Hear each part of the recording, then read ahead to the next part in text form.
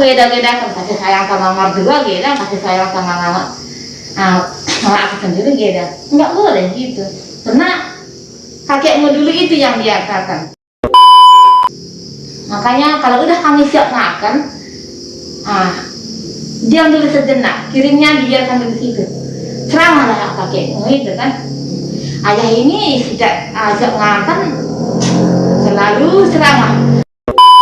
Itulah kami anaknya, bukannya ada hikmahnya. Sekarang pengen kerja gitu nggak lagi ada seorang ayah mau gitu malahan masa nanti ngapain ayah duluan contohnya kan.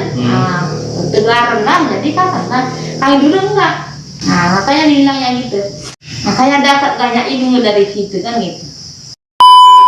Makanya ngangak berharap, kenapa selalu ngangak itu aja diulang-ulangi contohnya.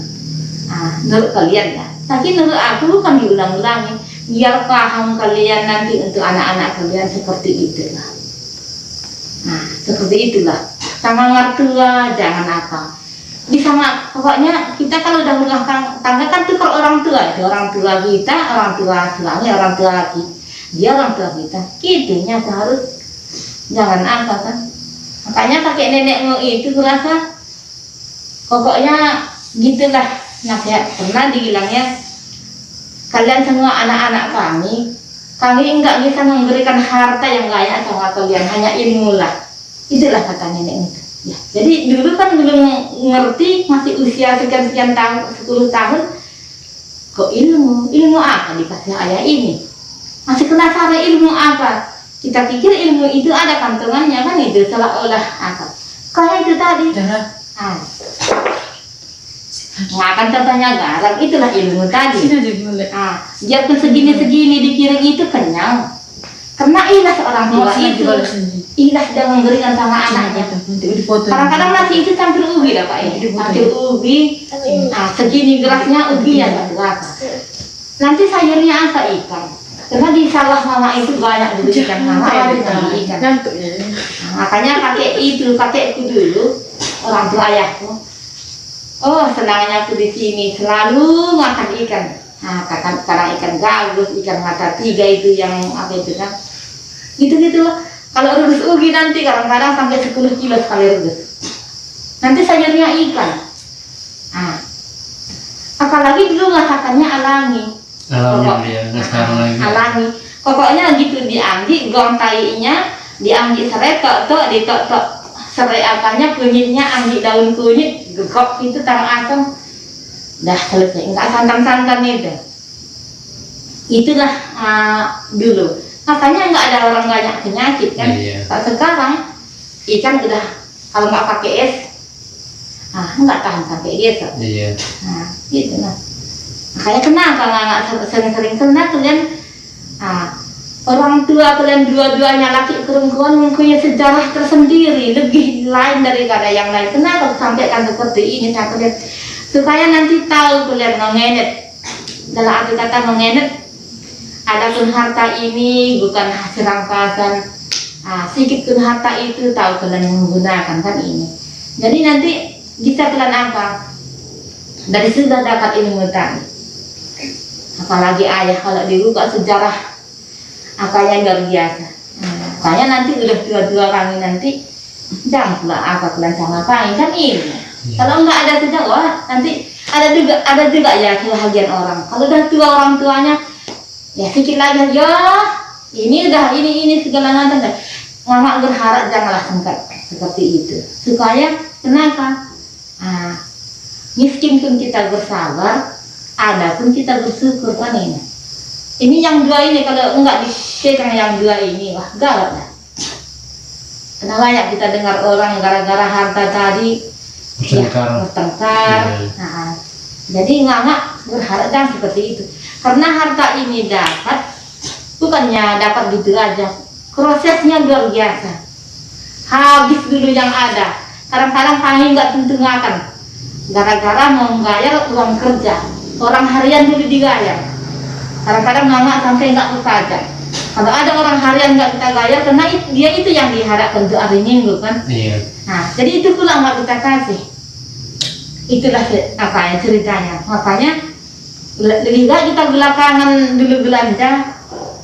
Kita nggak belanja nggak nyata orang kan gitu. Jadi orang kerja tadi gini ya udah nunggu contohnya lakinya udah gajian sementara apa mau jadi apa kan. Jangan aku lagi pikir mendapatkan ini enak-enak pula juga enggak.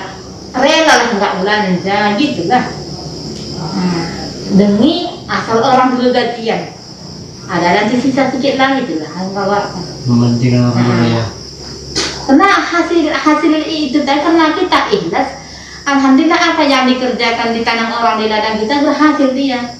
Karena kita ikhlas, rela kita nggak berbelanja dulu demi orang kerja tadi. Nah itu tadi adalah cerita perjalanan ibu saya, belum lagi ayah saya ya. Kalau anak saya lebih jauh lagi ya, jauh lebih panjang ceritanya. Ya. Nah kira-kira apa yang bisa diambil Kak Ita? Cerita dari mama ini, singkat aja. Jadi hikmah daripada apa yang bisa kita ambil dalam kisah ini adalah ya itu tadi, jika tidak kita memiliki apa-apa maka tetap bersabar, jika kita memiliki rezeki maka tetap bersyukur. Artinya apa? Sesuai dengan firman Allah kan gitu, la in syakartum la azidannakum wa la in kafartum inna adzabun lasyadid. Jika kamu syukuri apa yang kamu berikan maka akan aku tambah, jika kamu kufur maka jika kamu tidak bersyukur maka akan lupa. Jika kamu bersyukur maka aku tambah, maka jika kamu tidak bersyukur maka akan azabnya azab Allah sangat gede. Jadi sangat luar biasa kan gitu. Pelajaran terpenting bagi kita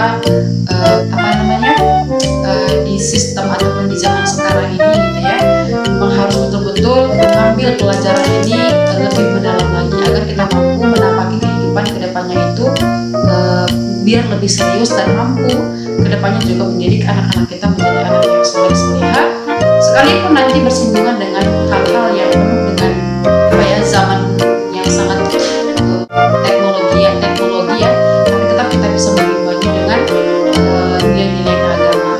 Tentu kita akan mempelajarinya dengan ilmu yang baik. Sedikit ya tapi panjang. Sedikit ya panjang. Iya, maklum saya Jelas cerita-cerita kayak gini kalau kita pikirkan masa itu ya tadi ulang-ulangin, jangan dulu lah kan gitu. Jangan orang kan pikir kayak gitu. Padahal jangan dulunya dulu baru ada sekarang kan. Iya, ingat zaman dulu bukan sekarang. Harus aja jangan dulunya itu. Iya. Makanya orang kadang-kadang mau dia sombong sama ngangaknya tetap ditengoknya udah tua-tua gitu. Iya. Enggak. Itu tadi sejarah tadi nggak mau dia nanya, nggak mau dia perlu tahu. Penting dia yang dia lihat zaman sekarang ya. Iya. Rupanya dulu orang tuanya sampai kepala kaki ke kepala kan gitu, jalan kaki, mana ada kereta, mana ada ini kan gitu. Contohnya kayak nganak lah. Sejarah yang ku katakan ini masih di tengah orang tua aku. Karena ini istilahnya aku kerjaan ikhlas, orang tua aku dulu dia di sana senang ini, pasti senang enggaknya kejelekan yang dia kasih ke kami kan itu. Keburukan juga kan? Nah, enggaknya ini kebaikannya. Maksudnya juga keburukan lah juga ditampilkan. Enggaknya, istilahnya kebaikan dia itulah yang selama di dunia. Yang anak apakan ini. Jadi alhamdulillah, itulah anak pun di sana sama ayah, pamanmu kan, adikku.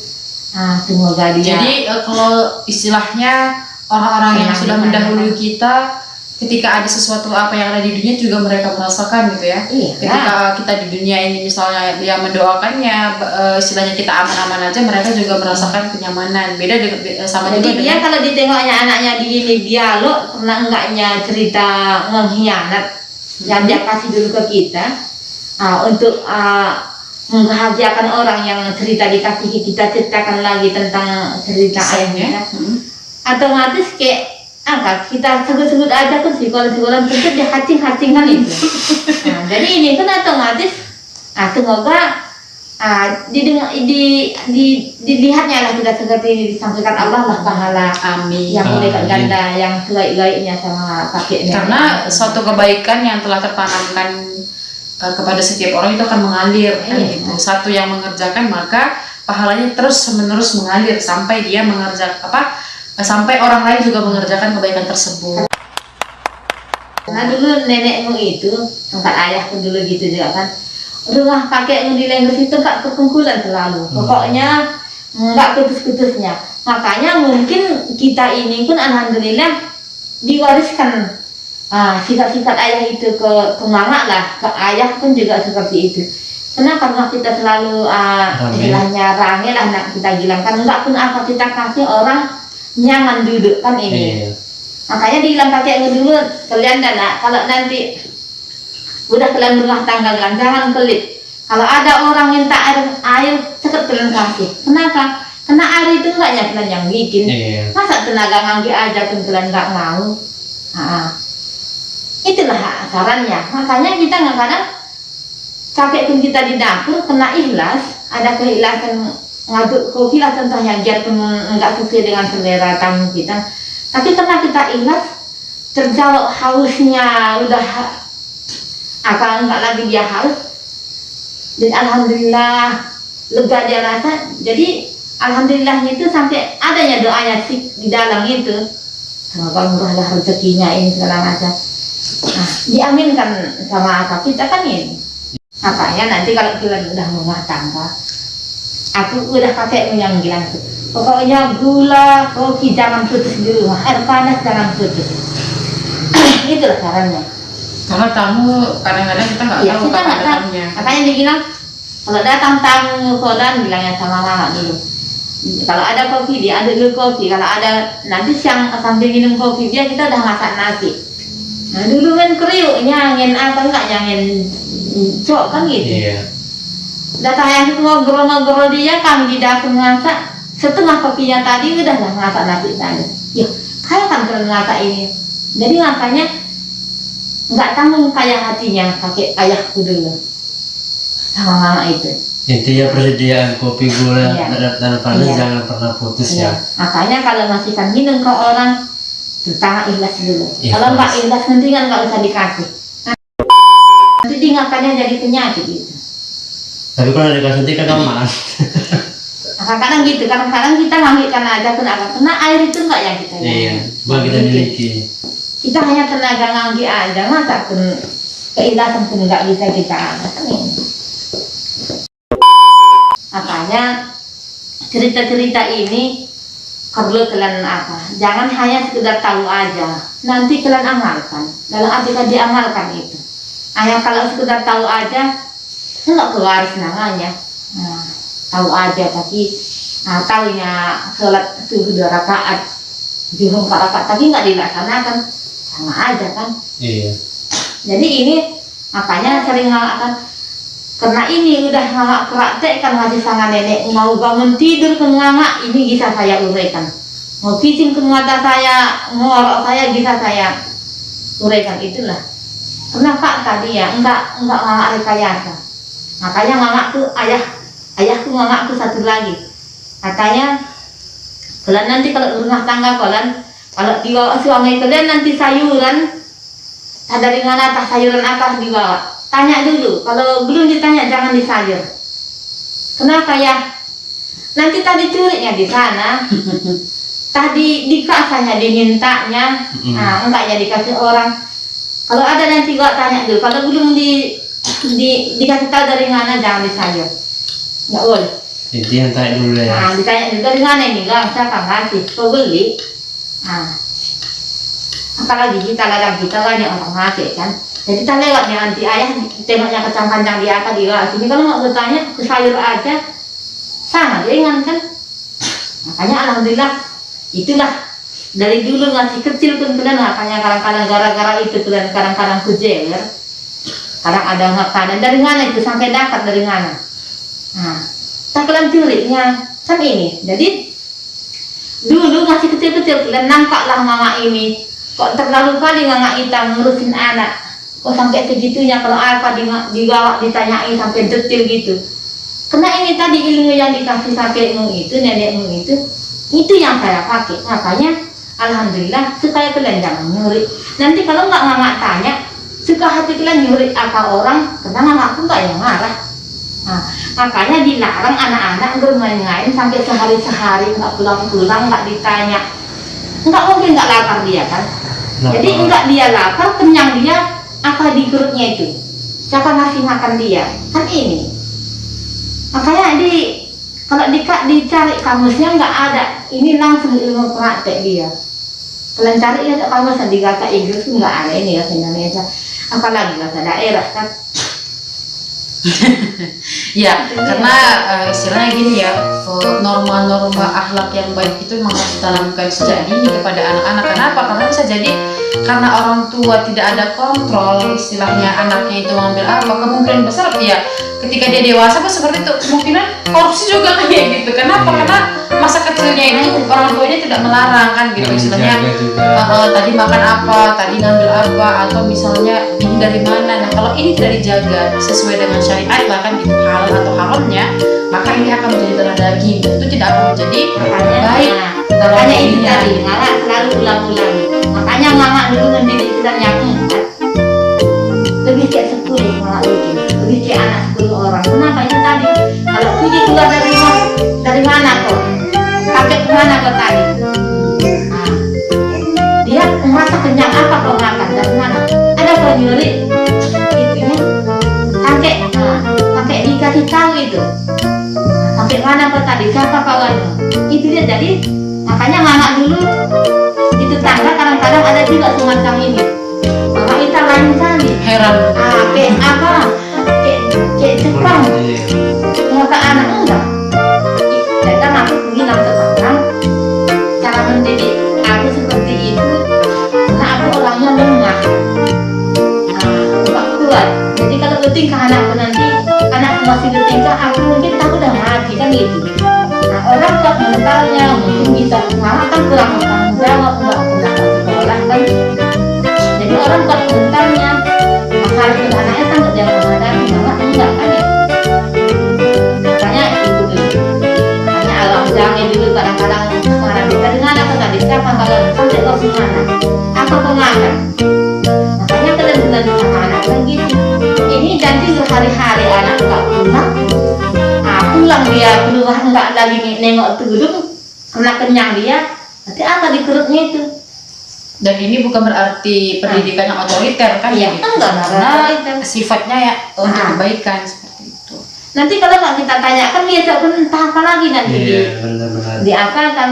Kenapa aku nggak ya nanya? Tapi aku nggak ingat ya. Karena kamu masih kecil aja pesantren, jadi nggak ingat. Karena gini ngarak dulu, asal penganak kalian apa, nggak kasih lama-lama. Nah, kalau kalian jauh-jauh nanti kan nggak bisa ngarak jangin. Tapi kalau ngejangin dia tak kemana-mana. Kan Termasuk saya ya agak preman dulu masa SMA ya. Masa SMA tuh. Bilang belajar rupanya ke kafe ya. Astagfirullah.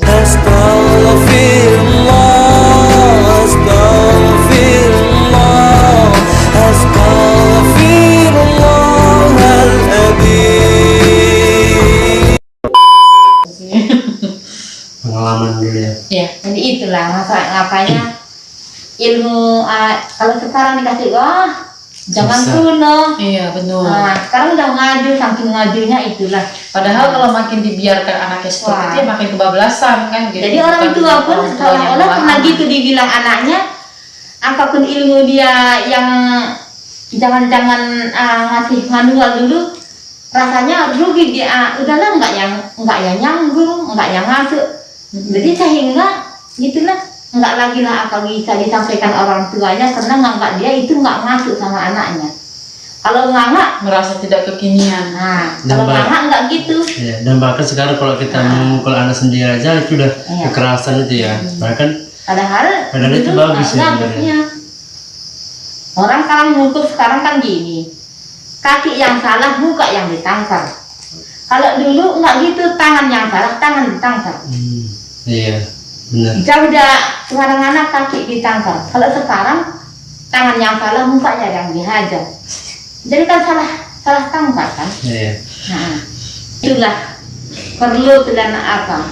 Kalian ambil hikmahnya. Itulah perlu kalian belajar. Setinggi apapun sekolah kalian, kalau itu enggak kalian apa, enggak ada. Nah, karena itu kan langsung untuk apa? ke anak cucu sampai warisan lah itu. Makanya kami biarpun orang susah, ngeluaran tuh nggak ganti gaji dah, nggak ada kerugian. Apa sekarang?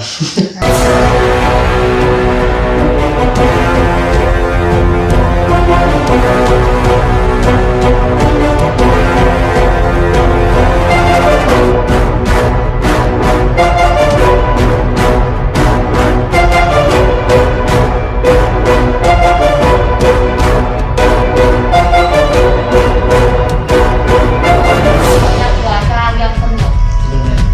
Ya, karena suasana kita di sini Lampung kemungkinan tidak terlihat ya pemirsa. Insya Allah kita akan sambung lagi Q&A-nya di segmen yang berikutnya. Sampai jumpa. Assalamualaikum warahmatullahi wabarakatuh. Ya. Ya, malah Mbak Kak ini kan tadi inilah kayak si ibu pada zaman tahun berapa ya? Serius kalau lah, men.